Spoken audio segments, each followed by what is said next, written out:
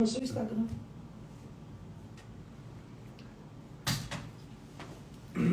Início do ministério e suas dificuldades.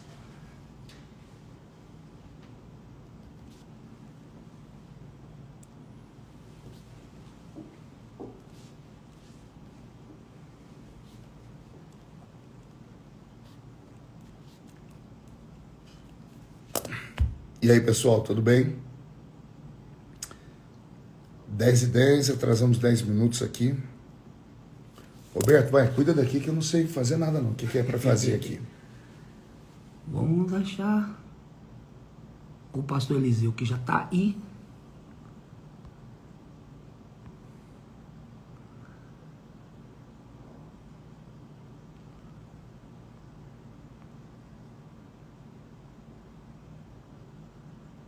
Esperando ele mandar o convite.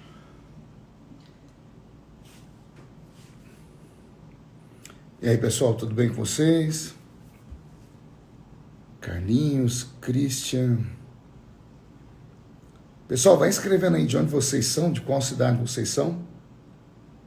Tô vendo aí o pessoal do Rio Grande do Sul. Só tá entrando. Colina do Tocantins.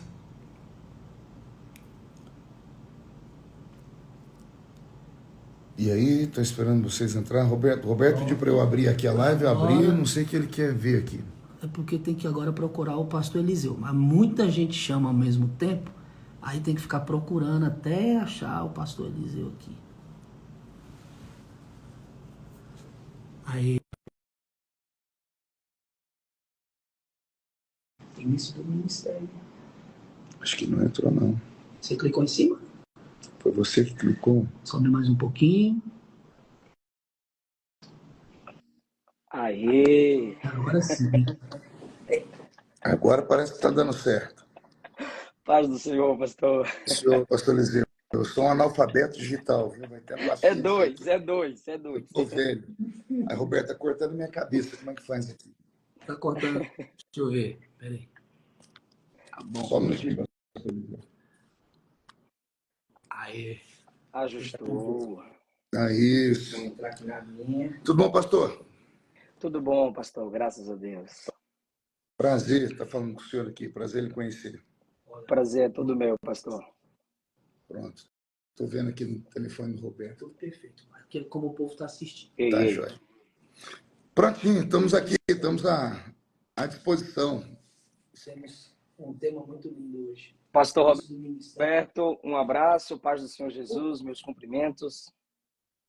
Pastor Eliseu, um abraço, Pai do Senhor Jesus. Prazer vê-lo. Pastor Daniel solicitou essa live interessante, pastor Marco, para nós falarmos sobre os desafios do início ministerial. Quantos e quantos jovens se inspiraram, se inspiram no seu ministério e, como a mim também, outros estão nessa caminhada. E esse tema bastante sugestivo pelo pastor Daniel, pelo pastor Roberto, nós queríamos desenvolver aqui algumas experiências do senhor e algumas minhas também para ajudarmos a nossa adolescência e juventude. Vamos lá.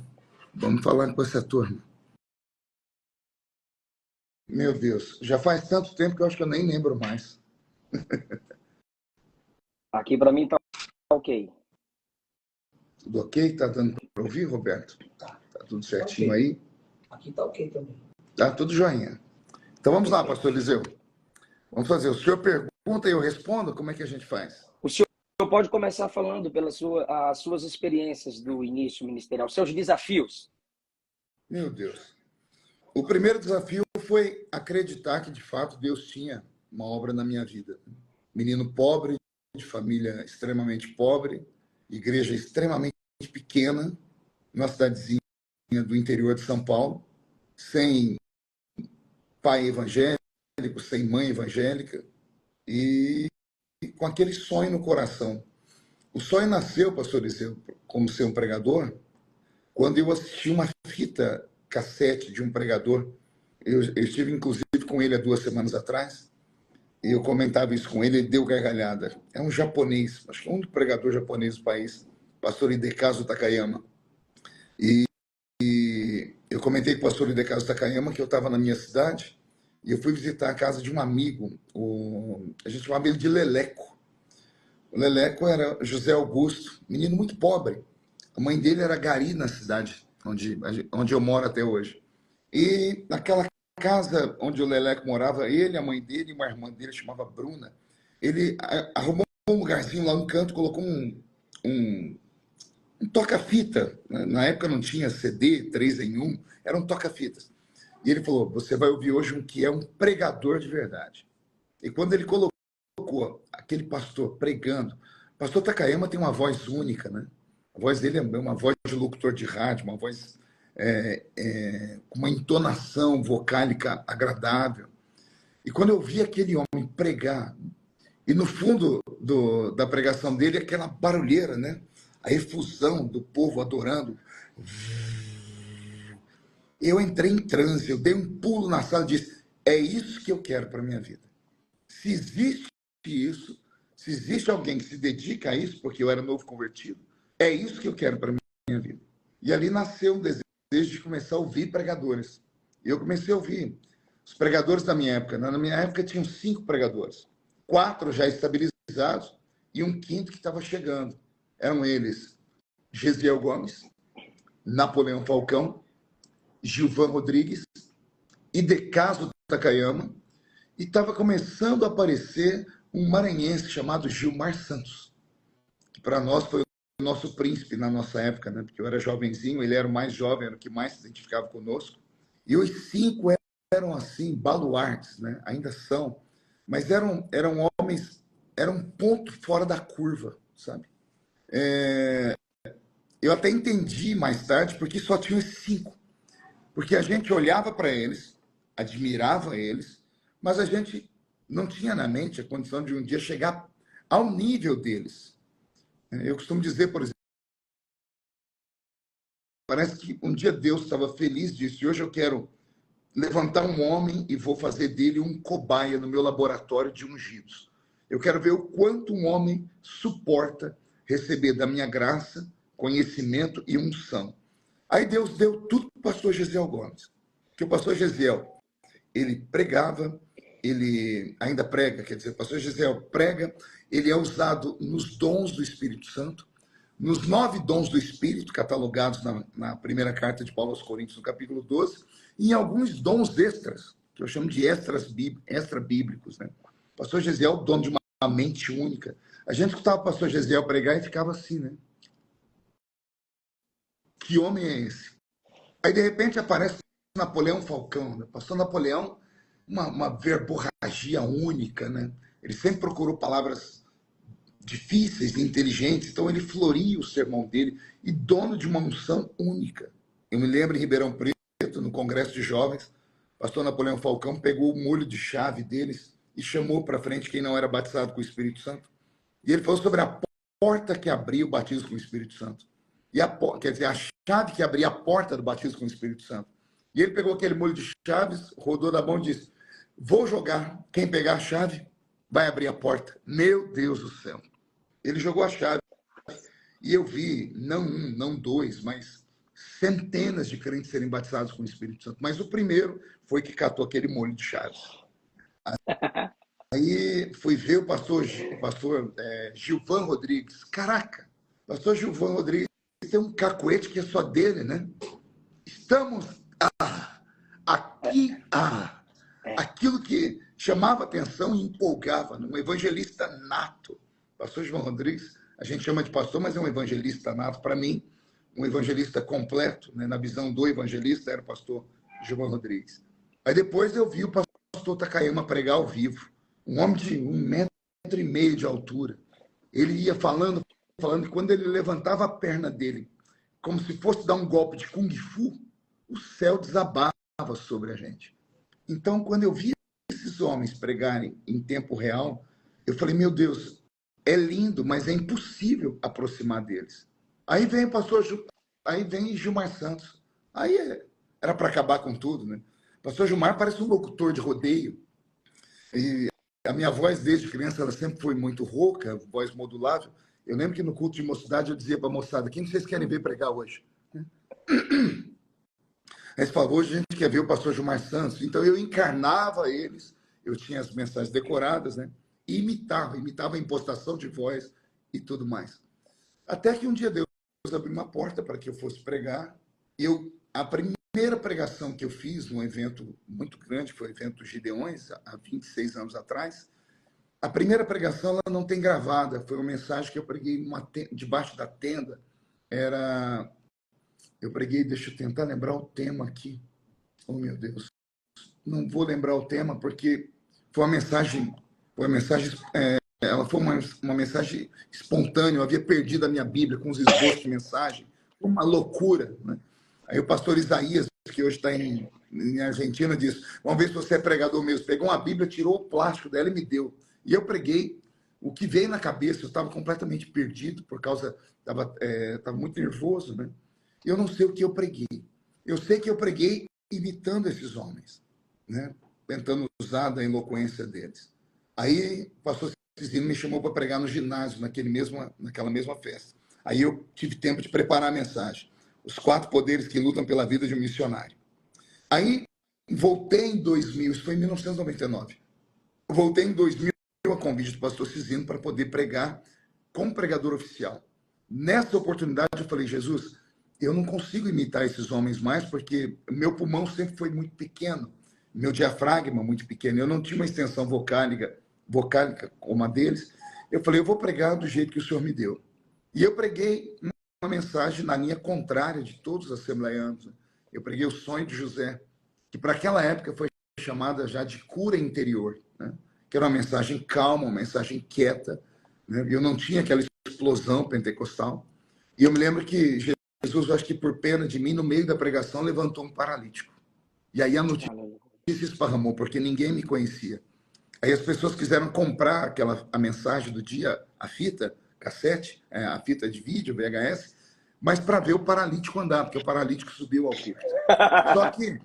Só que até o paralítico andar, a mensagem caiu no coração do povo e Deus abriu as portas. Aleluia, aleluia. Foi assim que aleluia. começou.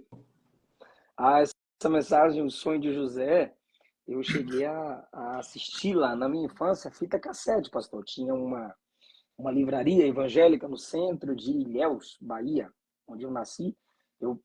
Antes de ir para a escola, eu pegava o ônibus, ia lá locar as fitas do pastor Marco Feliciano, pastor Takayama, pastor Napoleão Falcão, e vinha para casa com sacolas, com aquelas fitas cassetes locadas para assistir essas mensagens. Eu lembro do meu pai assistindo comigo uma mensagem sua sobre o amigo, baseada ali na construção da Quanto arca, vale, não é? quanto vale um amigo? Quanto vale um amigo?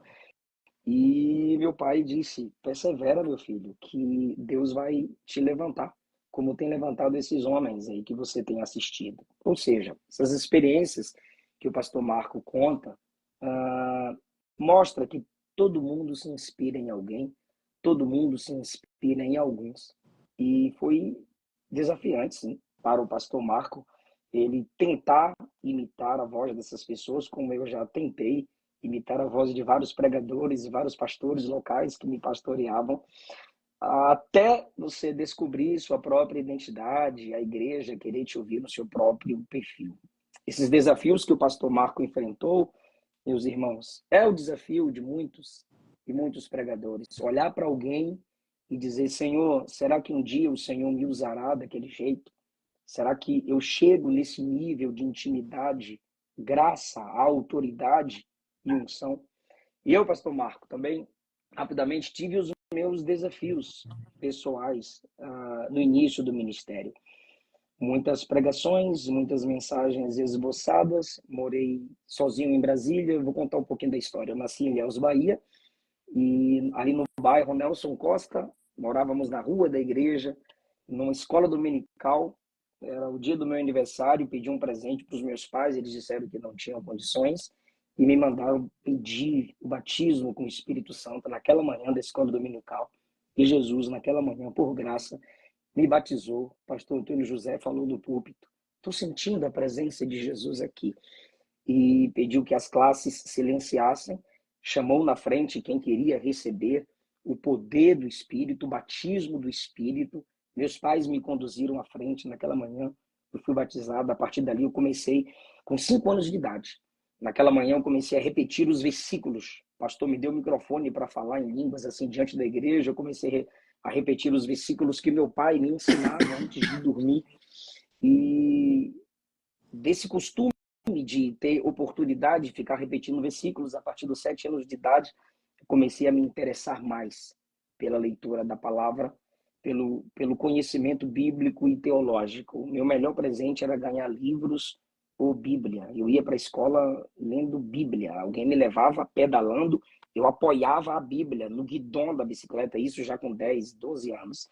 No intervalo na escola, eu não jogava bola com os meninos, eu queria ficar lendo, porque eu queria pregar como aqueles pastores do culto de doutrina, como o pastor Marco Feliciano, como o pastor Takayama, das fitas cassete. Com 12 anos, eu fui pregar em Brasília, no congresso de criança, com a minha mãe. E após a pregação, um casal chamado Erasmo e Glória, que moram até hoje no bairro chamado Samambaia, Distrito Federal, me levou à casa deles para jantarmos. E era o meu aniversário também. Bateram parabéns, se alegraram. Dormimos. E eu fui orar, e aquela oração de criança, eu disse: Jesus, eu queria morar em Brasília, eu não queria voltar para o meu bairro lá, Nossa Senhora da Vitória, em Ilhéus. E no outro dia, a irmã Glória, o irmão Erasmo, numa mesa, assim, conversando com os meus pais, começaram a falar sobre sonhos, e ela teve medo de falar um sonho que ela teve, eu pedindo para morar em Brasília. E, de repente, eu criei coragem e pedi a minha mãe para morar em Brasília. A minha mãe começou a chorar e todo mundo começou a chorar, porque tanto a irmã Glória quanto o irmão Erasmo e a minha mãe sonharam que eu pediria para morar em Brasília. E sentimos a testificação do Senhor que era necessário eu morar com aquele casal. A partir dali eu tive alguns desafios teológicos. Enquanto criança, pregando, as pessoas achavam bonitinho aquele menino, magrinho, pequenininho, pregar, cantar, profetizar. Mas chega um momento que você tem aí 15, 16 anos de idade, você já prega para um público diferente. E eu senti a necessidade, eu me senti desafiado a estudar mais as Escrituras. Alguns pastores, principalmente depois da pregação, já ouvi alguns testemunhos, o senhor contando, falo do senhor pelo respeito que tenho pelo seu ministério, de alguns pastores, mestres mais antigos que vão nos podando, vão nos polindo, vão nos exortando. E alguns pastores, depois da minha pregação, tentavam desfazer a minha mensagem, até desfaziam mesmo. Aquilo foi desafiante, foi desafiador. Eu continuo ou paro? Se esses homens que são pastores, esses homens que são mestres, desfazem da minha pregação, por que continuar? Mas ali eu perseverei, estudando. Eu fui morar no barraco de fundo do pastor Eduardo, em Brasília, e eu pedi a ele para me ajudar a fazer um curso teológico, mas eu sendo de menor, como eu faria? Eu disse a ele: então, o senhor faz o cadastro no seu nome e eu respondo às provas.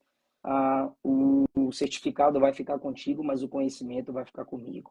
Então, eu percebi que o meu desafio teológico era ser cristocêntrico em minhas mensagens. O pregador ser cristocêntrico, ele consegue, a partir do Antigo Testamento, apresentar Cristo, fazer uma ponte, fazer um link, mostrar que o que capacita-nos a vencer os mesmos pecados que os homens do Antigo Testamento cometiam é a graça de Cristo. E o que nos capacitam a nos tornarmos exemplares como os homens exemplares do Antigo Testamento também é a graça. Hebreus 11 nos deixa claro que foi pela fé que aqueles homens se tornaram heróis. Isso é ser cristocêntrico na mensagem. Você apresentar a graça que capacita o homem a ser melhor a cada dia. Apresentar a condição decaída. Se Davi caiu, se Salomão falhou, se Jacó mentiu, é porque todo homem é caído. Mas também apresentar que em Cristo, pelo Evangelho, pela graça, o homem pode ser restaurado.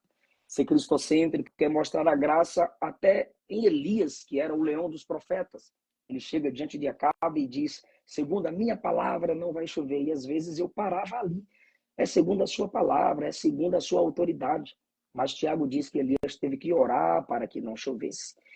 Então, esse estilo cristocêntrico de grandes pregadores da Reforma Protestante, dos pais da igreja e dos nossos pioneiros, me levaram a refletir mais sobre o Evangelho da Graça e me fazer, como o senhor já falou aqui, ter mensagens evangelísticas como o pastor desse perfil único, Gilvan Rodrigues, ao ponto de pregar, apresentar Cristo, o sangue de Cristo e trazer os homens para o Evangelho. E meu último desafio, que eu consegui superar há uns 5 ou 7 anos atrás, foi apresentar a escatologia como uma teologia da esperança. Minhas mensagens escatológicas sobre a vinda de Cristo, o Apocalipse, era mais para bater ou gerar medo nas pessoas, ou mostrar às pessoas o fogo do inferno. E foi desafiador, mas eu consegui apresentar o Apocalipse e a escatologia como uma mensagem de esperança. Por exemplo, e eu encerro a minha participação.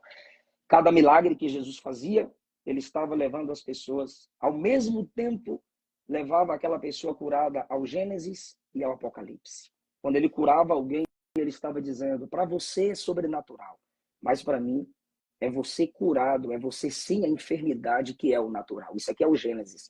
Isso aqui é antes da entrada do pecado no mundo. Só que hoje, a gente lendo aquela história, aquele milagre que Jesus operou, a gente se pergunta, mas por que o sobrenatural? Por que as enfermidades estão aí? Era Jesus dizendo, através da cura que ele fazia, enquanto ele estava entre nós, ele estava dizendo, isso aqui também é um apocalipse. Um dia será assim, sem dor, sem enfermidade, sem maldição, sem morte.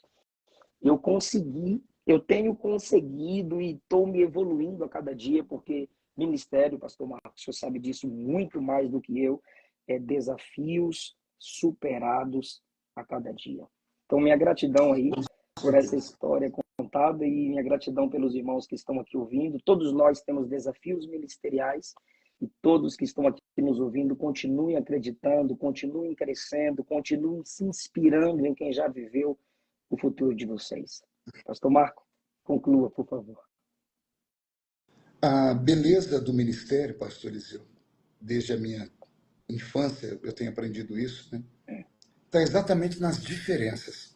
Se as pessoas que te admiram, que me admiram, que admiram os outros pregadores, tivessem um olhar menos crítico e passassem a ver apenas a beleza, as coisas seriam extremamente melhores para nós como crentes, para nós como pastores.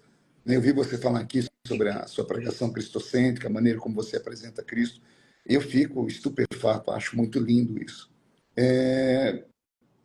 Cada um tem um talento. Eu acho que é aqui que nós, pregadores, e todos aqueles que militamos, deveríamos parar e entender. Cada um tem uma vocação. Um é chamado para uma coisa, o outro é chamado para outra. Eu nunca ouvi, por exemplo, o maior pregador para mim, em língua portuguesa, que quando ele fala, me toca, não conheço ninguém que fale de Jesus como ele. É perigoso eu falar aqui e sair no fuxico gospel daqui a pouco, falar que eu tô amando gente da heresia, né? É o pastor Alejandro Bulhon. Já ouviu falar dele? Não. Digite depois no Google Alejandro Bulhon. É Alejandro Bulhon. Ele é o maior pregador adventista do mundo. Deixando os espinhos de lado, né? Eu nunca vi ninguém falar de Jesus como esse homem. Uma vez me deram uma fita dele e eu, com os meus preconceitos, né, assembleiano, né, o assembleiano ele vive dentro de uma bolha às vezes, né? Não, olha, não, eu ouvi um adventista, vai encher minha cabeça de doutrinas, falando, não, escute esse homem falando de Cristo numa cruzada. Pastor Eliseu, eu fui tocado de uma maneira tão profunda, que eu fiquei extasiado. Daí, então, eu li uns 5 livros do pastor Alejandro Bulhon e consegui separar o espinho da carne, né? Não conheço ninguém que fale de Jesus como ele. Ele tem essa beleza. Eu, até então, nunca tinha ouvido ninguém falar para a alma do ser humano como o pastor Ricardo Gondim. Não sei se você já viu o pastor Ricardo Gondim pregar. Hoje ele tomou um outro caminho, está numa outra direção.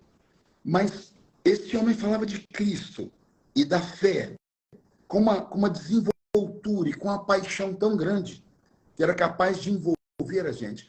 Então, eu acho que o pregador do evangelho do século XXI, ele tem que ter o seu perfil e tem que ter os seus pés fincados em uma rocha, como nós. Eu sou assembleiano, o senhor é assembleiano.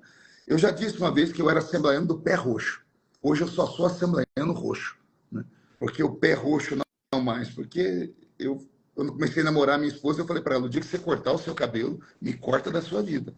Porque se cortar o cabelo, você pode... Meu Deus, vai dar divórcio, né? Porque eu aprendi assim. Então, eu tinha lá uma raiz bem profunda.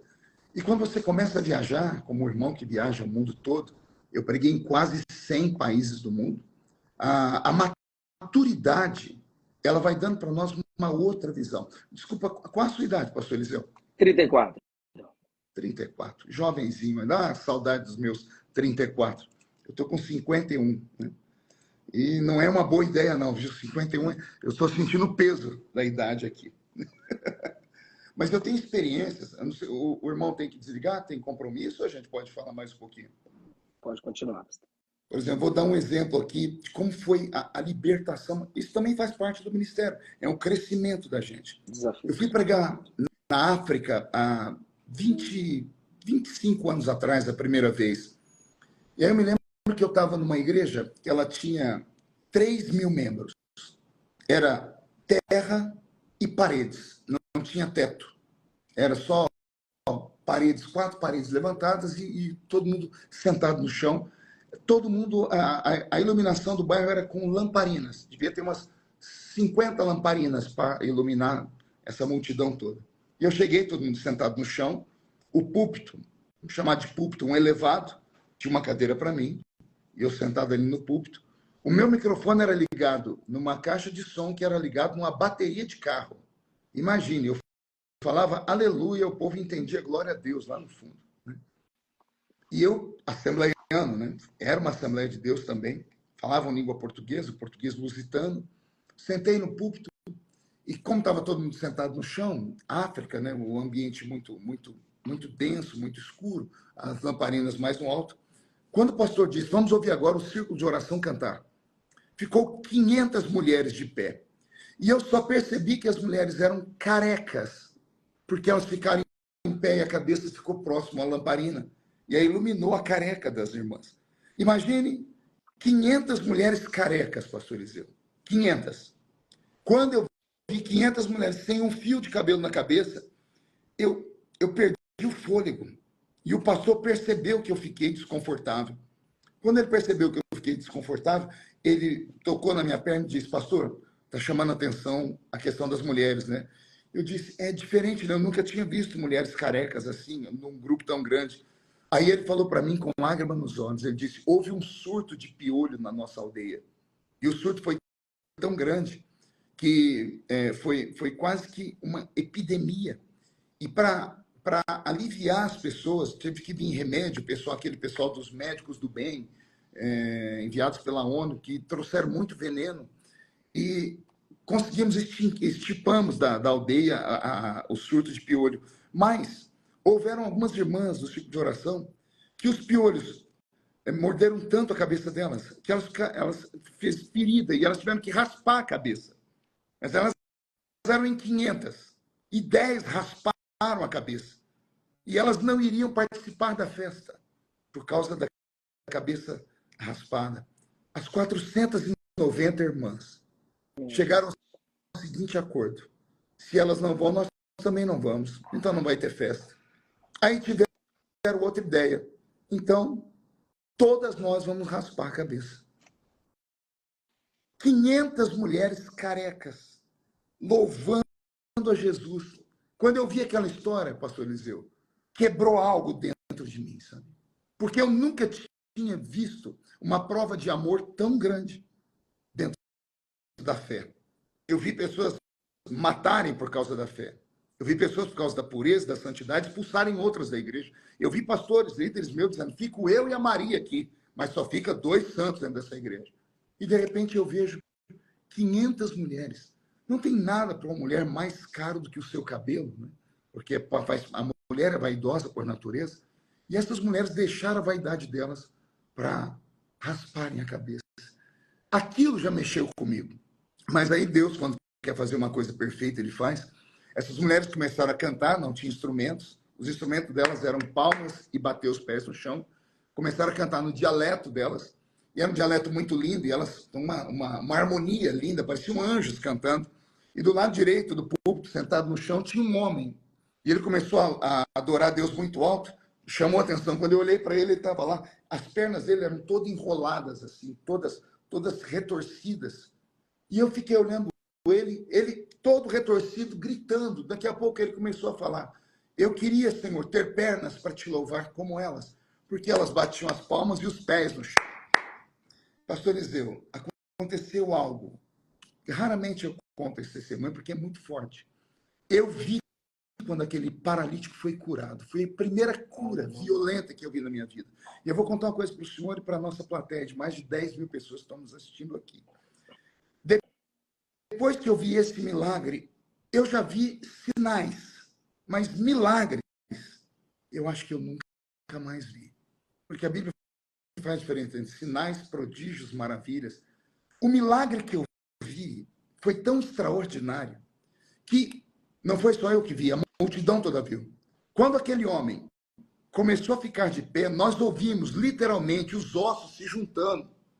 Ossos falando, trac, trac.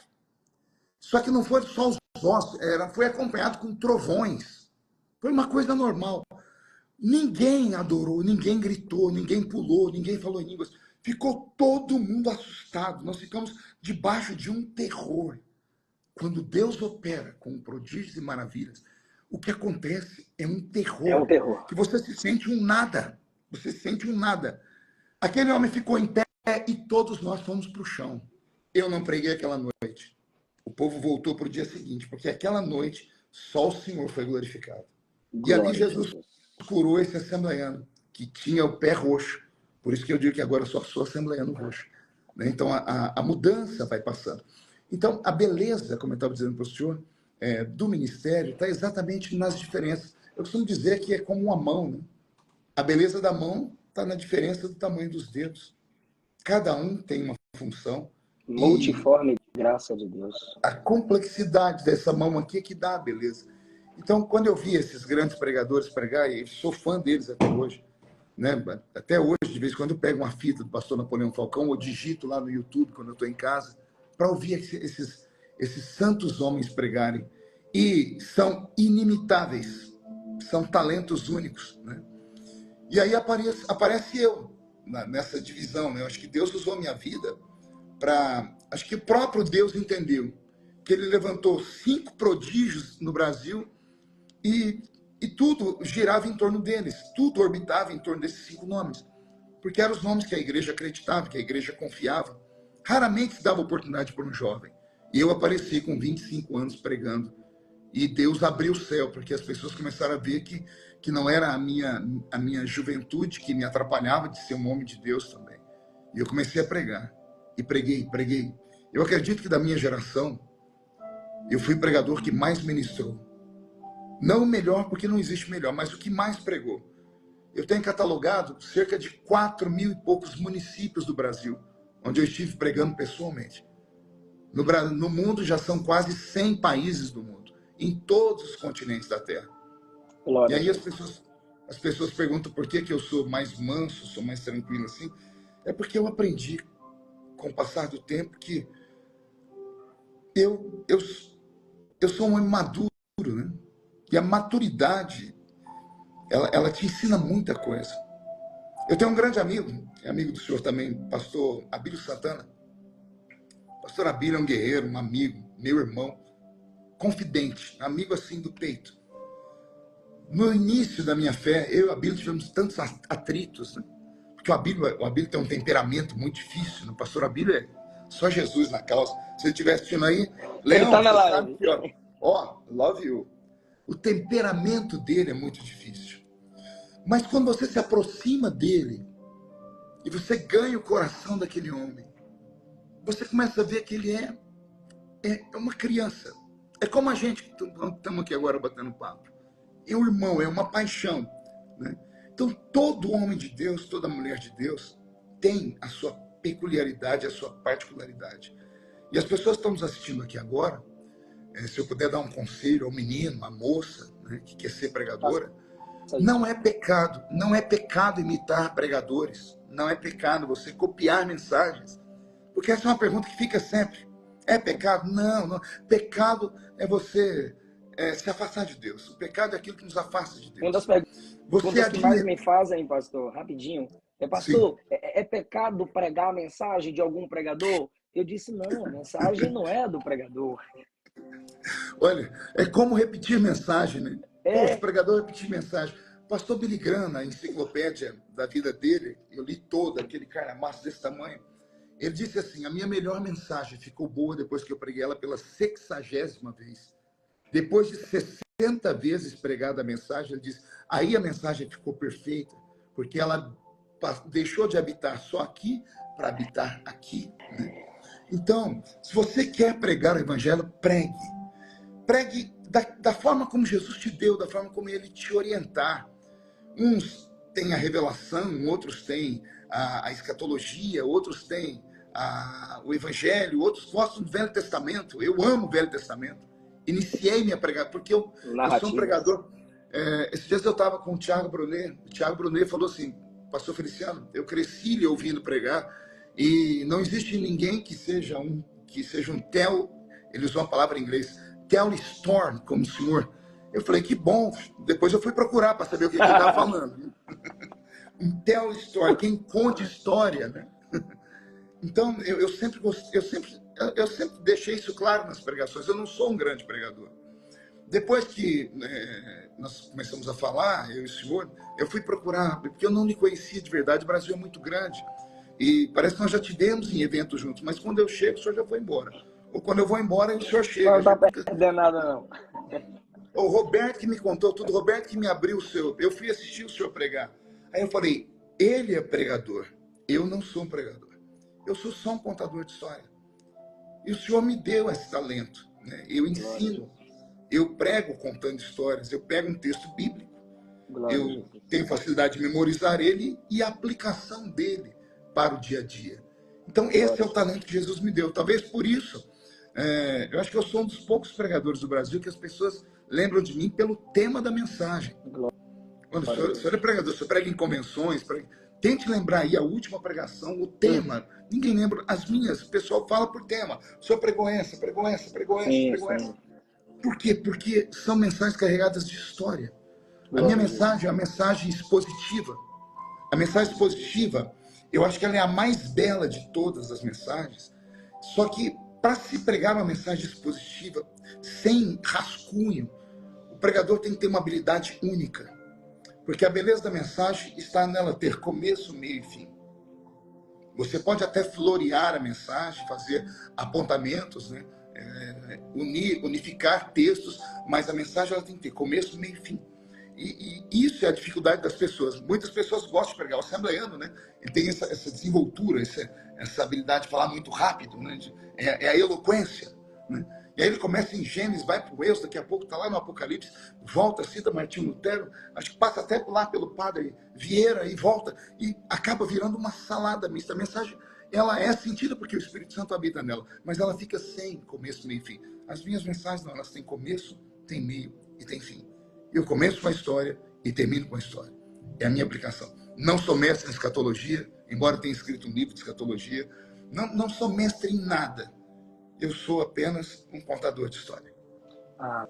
Amém. A sabedoria que a estrada lhe concedeu, né, pastor Marco? Pastor, fale dos seus cursos. Eu vi uma divulgação de um curso. O senhor tinha concluído uma aula, estava chamando as pessoas para assistir essa aula. Fala para nós, por favor. Isso é coisa do Roberto Marinho. Jesus usa o Roberto, mas de vez em quando o inimigo pega ele, sabe? Pastor, o senhor tem que fazer curso. Mas curso? Quem quer aprender? O que eu tenho para ensinar para alguém? Meu Deus do céu, eu sou do meio do mato, eu sou da roça. Você veio lá de Ilhéus, eu vim da Vila Tatu. A diferença é que você, Eliseu, foi para a cidade grande e eu continuo lá, em Orlando. Isso aqui é uma outra coisa que um dia se alguém for contar a minha história, vão ter que falar. Pastor Feliciano é um dos únicos pregadores do mundo que não precisou sair da sua cidade para ficar conhecido. Eu moro na mesma cidade onde eu nasci. E hoje sou Glória a pastor Jesus. dentro da cidade onde eu nasci, né? Glória Temos a lá algumas Jesus. congregações, Deus tem nos abençoado. Então, o Roberto que falou, parece que nós temos um curso de teologia, tem um curso de oratória, eu tenho um curso também de política, porque além de ser pastor, né, como eu sempre digo, eu estou político. A política, para mim, tá aqui uma coisa que a gente podia falar aqui um pouquinho, né? As pessoas falam, por que o pastor foi para a política, né?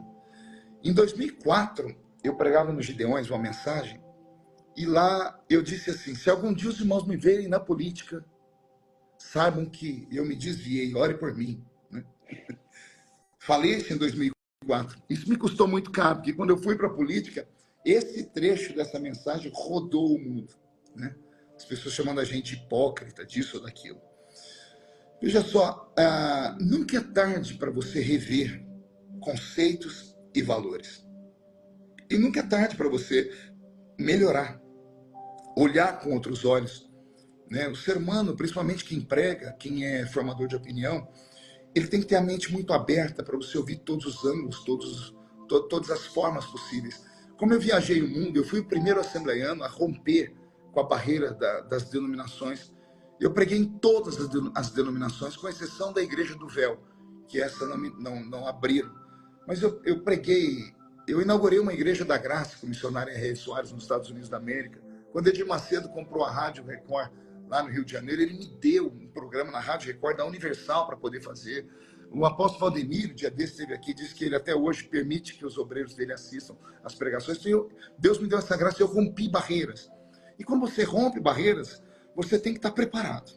As pessoas falam, pastor, mas você prega em cada lugar? Eu disse, graças a Deus por isso. Mas por que o senhor prega lá? Eu digo, porque a minha mensagem, a mensagem que Jesus me deu, ela é pura. Ela santifica aquele lugar. Alguém perguntou, mas o senhor pregaria em tal lugar? Eu pregaria em qualquer lugar que me mandasse pregar, ou que me desse a oportunidade de pregar. Já preguei em igreja católica, já preguei em igreja de pessoas que alguém vai falar, poxa, isso é uma seita herética. Pode até ser uma seita herética, mas quando eu lá estive, eu fui luz naquele lugar. Eu apresentei um Cristo, eu apresentei o Evangelho da forma como eu aprendi com os meus velhos pais, né? Então, em 2004 eu falei isso. E falei por quê da política? Porque eu aprendi assim. Os meus pais falavam que 3 coisas eram do diabo: a política, a televisão e o futebol. Aí o diabo tomou posse do futebol, da televisão e da política daquele tempo. Até que a nossa geração foi sendo instruída e começamos a observar e entendermos que a santidade ela não começa de fora para dentro, ela é de dentro para fora. E que tem coisas que não nos atrapalham de seguir a Jesus de forma nenhuma. Então, quando eu falei contra a política, foi porque eu havia aprendido assim.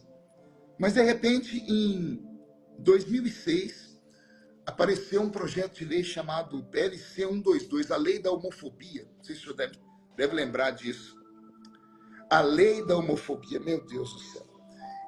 Essa lei assustou não apenas a Igreja Evangélica, como os católicos. Porque ela passou dentro do Congresso Nacional, dentro da Câmara dos Deputados, e na época tínhamos 60 deputados evangélicos já. E 60 deputados evangélicos não foram capazes de olhar um projeto de lei que colocaria uma mordaça na minha boca, na sua boca. Porque o projeto da homofobia, e a homofobia é uma coisa tão esquisita que você não consegue mensurar nem explicar a nomenclatura homofobia. O que é homofobia, né?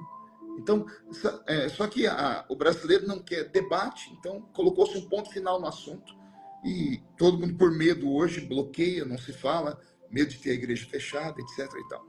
Mas por conta desse projeto, quando eu vi que ele passou na Câmara dos Deputados, e eu percebi que faltava em Brasília não evangélicos, mas evangélicos comprometidos com o evangelho. E como o parlamento ele é o extrato da sociedade, por que não a igreja ter dentro do parlamento alguém que milita como profeta na igreja? Como eu sabia que não ia ter apoio de ninguém, porque as grandes igrejas já têm os seus candidatos, eu lancei o meu nome sozinho. Falei, vou pagar um preço.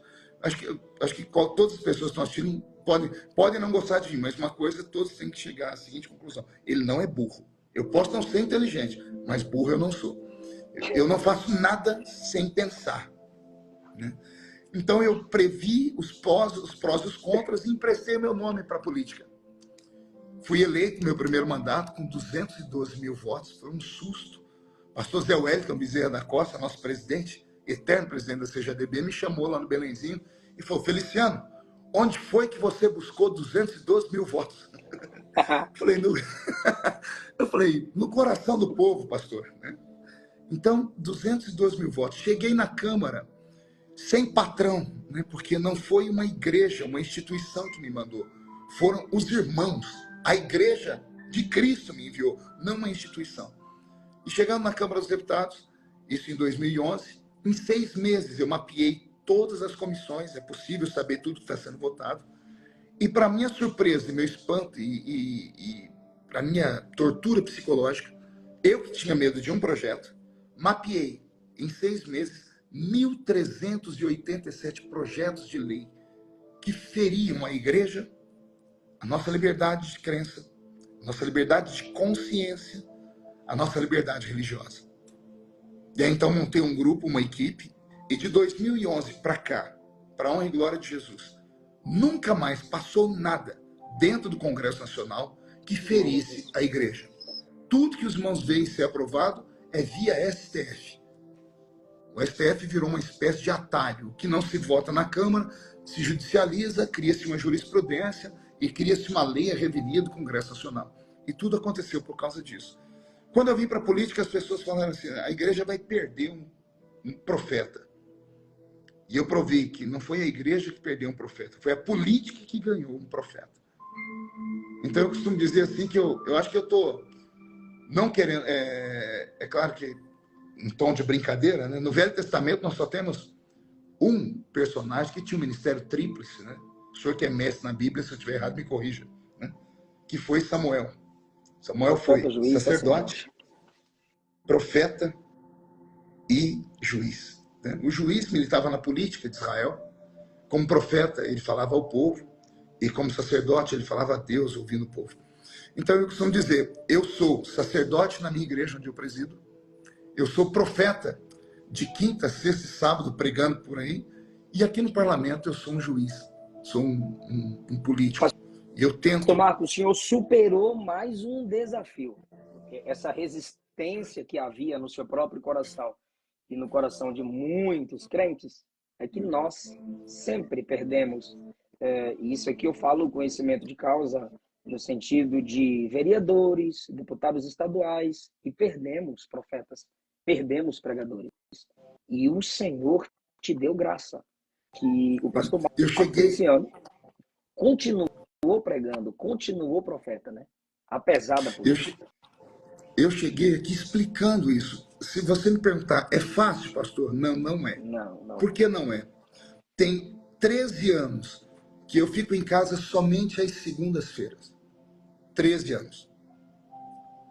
Terça, quarta e quinta pela manhã eu parlamento em Brasília. Quinta à noite, sexta, sábado e domingo pela manhã eu saio pregando. Domingo à noite eu prego na igreja onde eu pastoreio. E às segundas-feiras eu tiro com a família. É assim há 13 anos. É fácil? Não, não é fácil. Mas eu entendi que era a única forma que eu tinha de mostrar para uma geração que o problema não é a política, é o caráter de quem está na política. Entende? O problema, a política é uma coisa bonita, ela é apaixonante, né? É apaixonante. Você saber que você tem o poder de mover vidas, de ajudar pessoas, de ajudar o país, de construir leis, de poder fazer coisas que numa vida comum você não faria. É apaixonante. Pena que estamos vivendo um momento muito difícil. A polarização política brasileira dividiu até a igreja, né? Tem muitas pessoas que nem se falam mais. Igrejas perderam membresia por causa disso. As pessoas não conseguiram separar. Eu consegui separar. Quando eu estou no púlpito, lá está o pastor Marco Feliciano. Quando eu estou na tribuna aqui está o deputado Marco Feliciano. Tem como separar os dois? Tem em função, não em paixão. Aqui em Brasília, eu uso a Constituição Federal, sou um defensor da Constituição Federal. Na minha igreja, sou um defensor desse Da santo palavra. livro que mudou minha vida e mudou minha história e me deu essa vocação santa e divina. Então, quando é preciso falar de política na igreja, eu falo, quando sou convidado para isso. Fora isso, eu não gosto nem que me apresente como deputado federal na igreja, porque eu sei que tem resistência. No púlpito eu sou profeta, né? Aqui em Brasília, muitas vezes me chamam para falar da Bíblia dentro do parlamento. E eu sempre digo, aqui não é lugar disso, aqui é lugar de eu defender a Constituição, porque o Estado é laico, né? Embora o Estado sendo laico, ele me dá o direito de acreditar naquilo que eu quero ou de não acreditar em nada. Agora, quando chamam o parlamentar e o pastor, aí é uma festa. Como Daniel, diante de Nabucodonosor, ele pregou humildade, verdade e justiça. Paulo, diante das autoridades, ele pregava domínio próprio e juízo e justiça. Que o Senhor continue te usando, pastor Marco, esse curso aí que o Senhor nos oferece sobre política, oratória e teologia. E teologia. Teologia básica, né? Teologia para leigos, para aqueles que querem.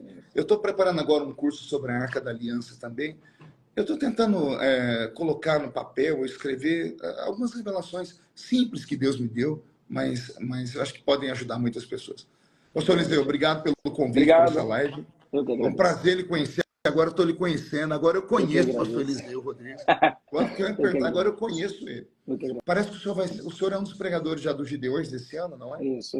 Vamos estar juntos lá. Não sei se o senhor vai ficar a festa toda. De abril. Só um minutinho, o pastor Roberto Marinho está falando. O pastor Zilmar e toda a diretoria dos Gideões pediu para avisar que o senhor prega dia 27, sábado à noite. Eu prego dia 27 e domingo de manhã. Tá, dia 27 e 28 de abril é a minha data. Pastor Eliseu falou dele. Não sei qual é a data que o senhor vai estar pregando lá. Eu prego dia 23. Dia 23, mas o senhor prega e já vai embora ou vai ficar? Eu vou um dia antes, prego e fico mais um dia após a minha pregação. Porque eu quero estar um dia para ver o pastor Eliseu pregar.